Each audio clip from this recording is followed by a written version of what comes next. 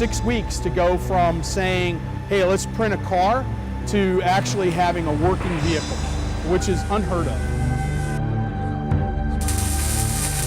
6 weeks is insane. What you're going to see at the Detroit Auto Show is a car that's going to shock people. It's not going to look like a printed vehicle. It's going to look like a real car. As a matter of fact, it's going to look like a real beautiful car.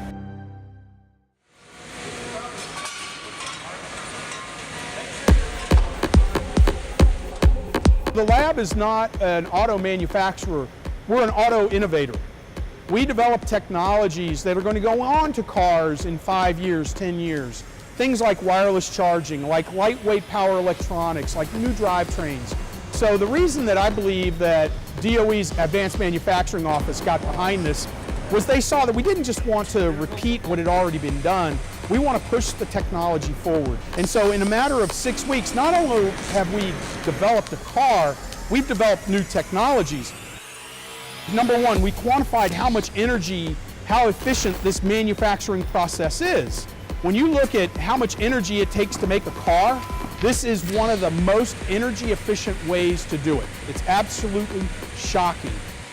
Number two is the surface finish. When you look at the parts as they come off of the printers, they're relatively rough. And right now the body is out at a local company, True Design, and they're for the first time starting to look at how do you really finish one of these printed bodies. They've really had to push the envelope on the chemistry of what paints, what bonding has to go on these materials to give you a really beautiful surface finish. So that was another thing that we've developed over the past 6 weeks, is the processes to give you an extremely smooth surface finish, not just for the Cobra, but for tools that could be used for the automotive manufacturing industry.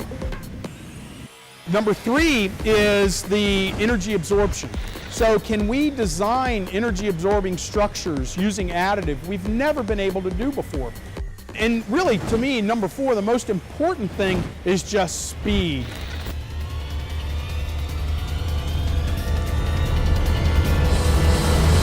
The speed at which the national labs can work is absolutely amazing. Another thing that we're going to be highlighting and showing at the Detroit Auto Show is a mold. And typically these molds are made out of aluminum or steel. They'll cost hundreds of thousands of dollars and take months to manufacture. And what we've shown is, instead of taking months to manufacture, we've made a mold in about 2 days. Instead of costs of hundreds of thousands of dollars, it's going to be thousands of dollars. It makes you just much more adept, much more nimble, and I think that you'll see innovation just explode when these tools are in the hands of typical designers.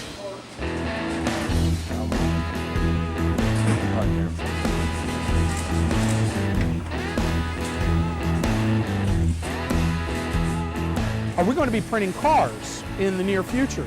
And the answer is, well, I don't know.